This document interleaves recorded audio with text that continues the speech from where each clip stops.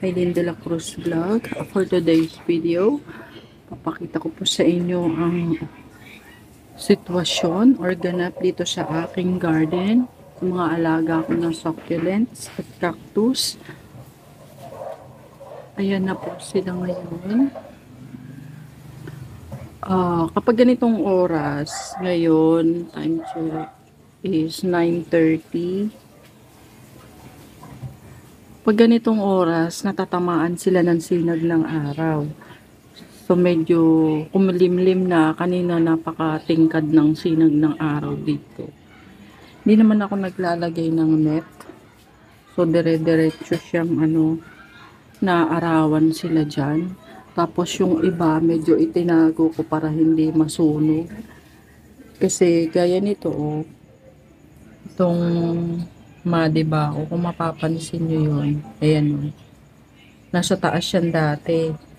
Ano siya, ilang araw siyang, ewan ko ba, iba na yung direksyon ng, ngayon, medyo nakapulsan, eto, sumikat na may araw, papakita ko, nasunog siya.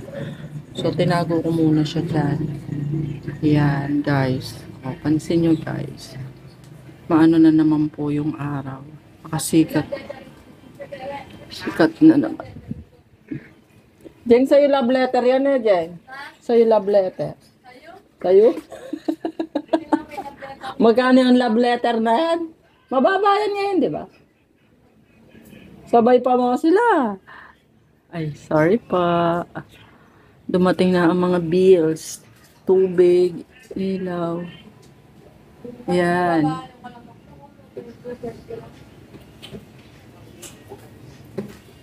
Wala naman tao dun eh, Jen. Wala naman tao dun. Gusto mo doon? Lamok-mok. Wala nga sila dun eh. Kami 229. Sa amin, 1,000. 1.6. Sumat yung tubig nyo? Ha? Sumat tubig nyo. Mabagal pa ako maglaban yan. Ang inyong account ay may 2 buwan o maaaring higit pa.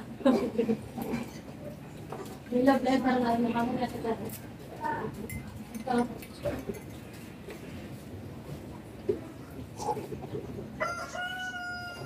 Sarap magkape. So, ayan.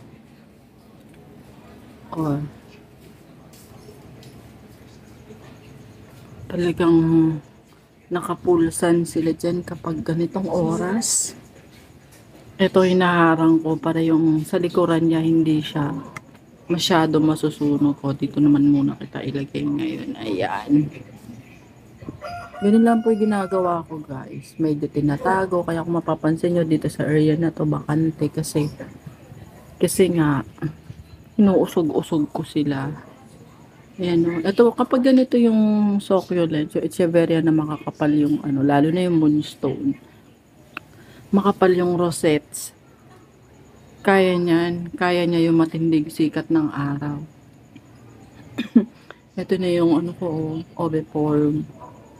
Tapos yun, not sure kung ovi ba yan o blue moonstone o hindi ko masabi yung pink pebbles kasi di naman siya pink eh. Ito,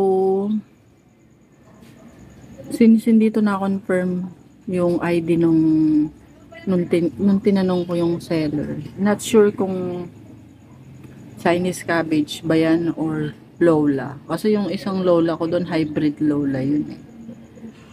Paki-comment down below kung tama po ako o mali. Hindi naman po ako expert.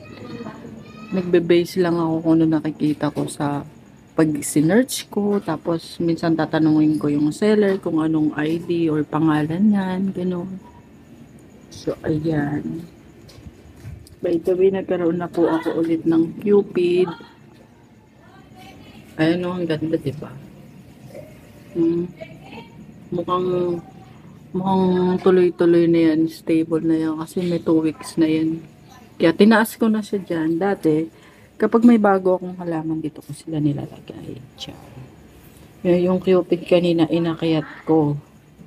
Kasi 2 weeks na ipinwesto ko si Madiba dito para medyo hindi siya masunog sa araw at saka si Paichi. Kasi si Paichi, ramdam ko parang naglungkot siya mula nung tumindi na naman yung sikat ng araw. So, ayan guys. Ayan po si Peebles. Di ko maintindihan kung surviving ba siya o nag-a-adjust pa rin. Kasi nanood ako ng mga vlogs about proper care ng pink Peebles. Sabi, wag daw lagyan ng ano, Pwede daw magkano yung binabasa ko? yung fertilizer, yung Osmocote, yung bilog ni yellow. Nate, wala ka nang binaba ng kuryente. 1-2. Nasa 1-2. Ha? Sisirit na naman yan, Jeng. Kasi naka-electric pan na si Betty eh. Yan. So, bill ng kuryente. Topic. Ayan o, may flowers po si Guan. Yan, ang cute, diba? Di ko puputulin yan. Yan ko lang andyan siya. Tapos yun sa bandang ibaba ni Guanzo, pinaglalagyan ko yan ng kung ano-ano. Kasi malaki yung pot. Kaya tinaniman ko pa ng iba. Hindi ko alam kung anong pangalan nito eh. Pero guys, sure. Oh, ay, may ano, may butterfly. Ayan, ayan. Ay, lumalis na si butterfly. May white butterfly, ayun. Come here, come back here. Ayan, pabas na siya. So, ayan. Ayun na nga, guys. I-share ko po sa inyo yan si RC. Ilis ko muna tong zebra. Ayan. Isa si RC sa pinakamagandang halaman na nabili ko. At para siyang Adolphi. Wala siyang kaarte-arte. Alam mo yun? Siyang arte. Tapos kapag nasisinagan siya ng ano. Ayan. Ayan o. Pinkies lahat ng tips niya. Oh. Super pink. Oh. Diba? Napaka-pink. Tinatago. Ang gagawin ko, diba? Ito yung isa kong, yung una kong pink pebbles na nag-stem rat. So, sinave ko yan siya. Pinutol ko. Tapos, tinanim ko dyan. Ngayon, itatago ko muna siya dito. Para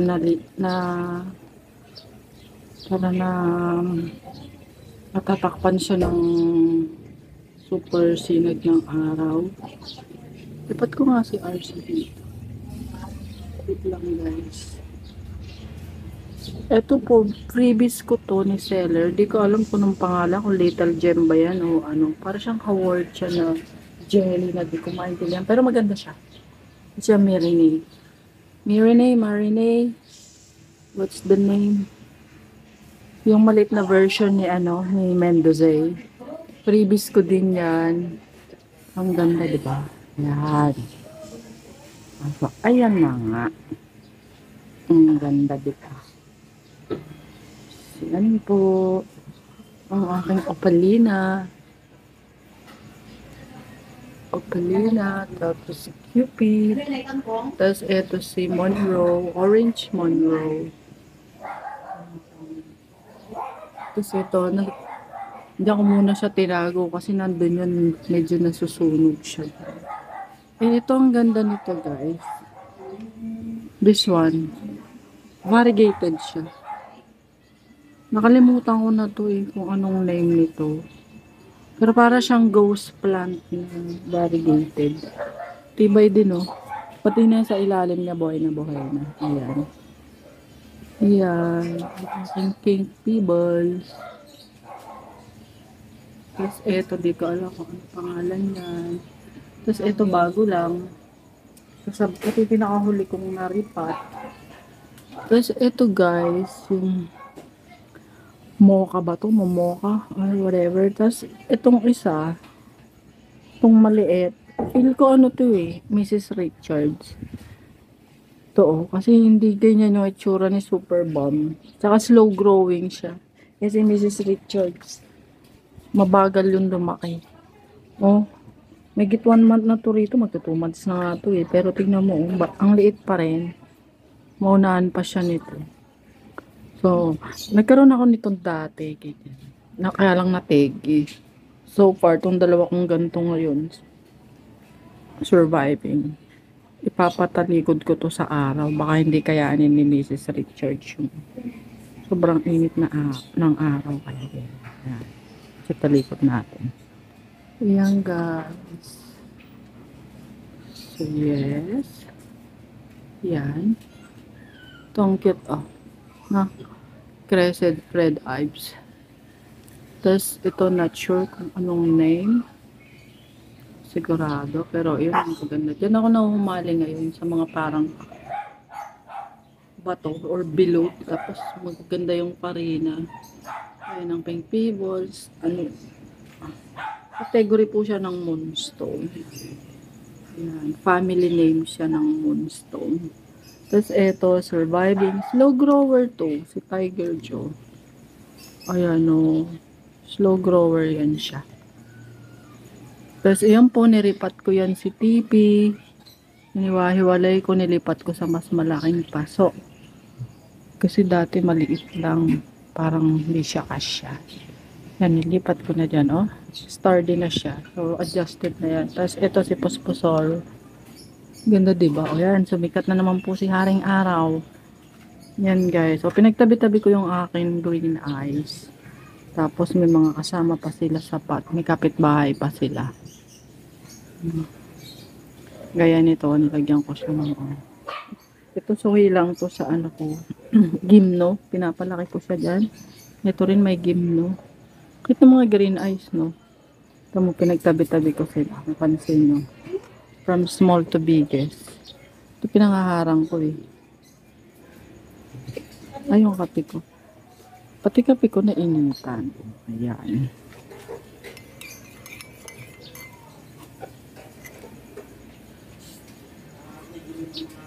Kalimutan ko na kasi pangalan nito, guys.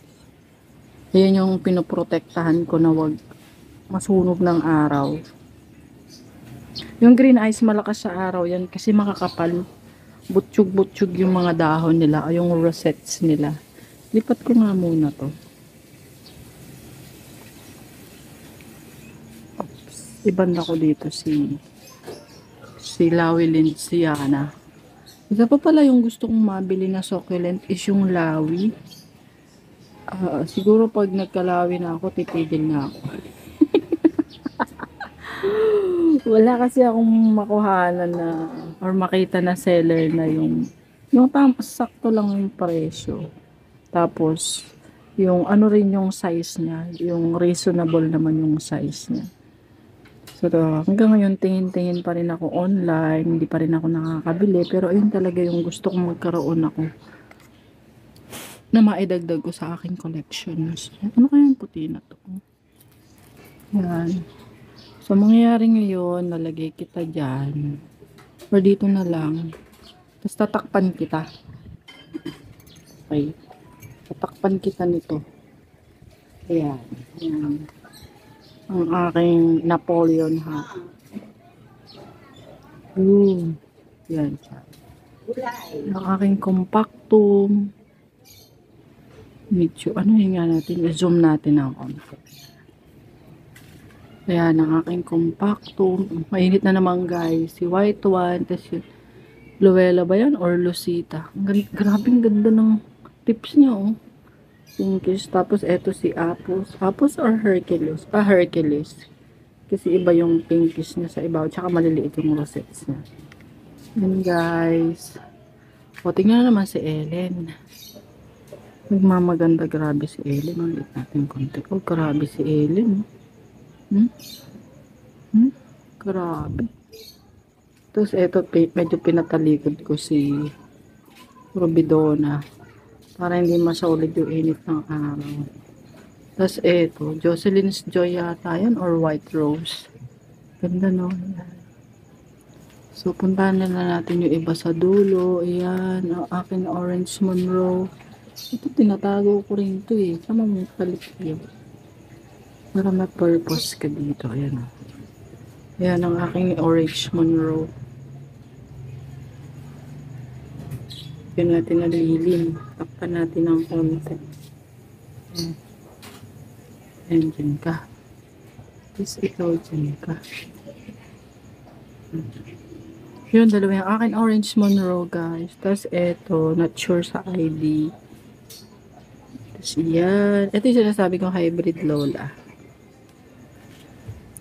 Hybrid Lola to. So, feeling ko Lola yung nandun. Tapos, ito yung aking variegated na Japanese Jade. Tapos ito Etna. Sa lahat ng kulibra Etna na nabili ko, ito lang yung surviving. Yan o guys. Ganda diba? Yan. Yan. Tapos yung pinugot ko noon na Bluebird. Tapos ito si Blue Rose ba yan? Or White One? Tapos ito si Blue Cloud. Violet Champagne. Ito si Mirene ba to? Mendoza. Ginawa ko tong ano, dish. Ayan. Tapos yung dalawang klasikong Haworcha. Ito black version. Tapos yung isa green. Yun. Tapos ito yung aking Bainesi. Tama ba i-pronounce? Yung aking... Uy, wala na may araw. Yun ang aking golden barrel. Gusto ko siyang maging bilog. Yung round. Hindi yung ganyan na pataas. Tapos yan si Pedro ba yan? Sabi niya Pedro daw yun. So, yun na lang muna guys. Yung ibang bird, yung sa lower part ng plant rack ko is saka na lang po muna.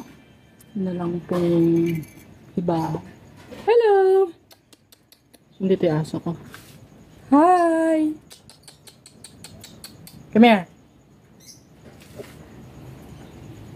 Ang aking si Zorro. Yung dog na si Zorro. Yun guys. So, sana po nag-enjoy kayo sa aking munting sharing ngayong araw na to. Aking mga collections. Kung ano itsura nila kapag umaga, alas 9. At paano ba sila nasisinaga ng araw. At anong ginagawa ko. Para hindi sila masyadong masunog. Kung bago ka pa lang po sa channel ko, paki-like naman po, paki-subscribe, saka yung notification bell, paki-pindot na rin po para maging updated ka sa mga susunod ko na videos or vlog. Again, this is Eileen. Thank you so much for watching and see you on my next vlog. Thank you.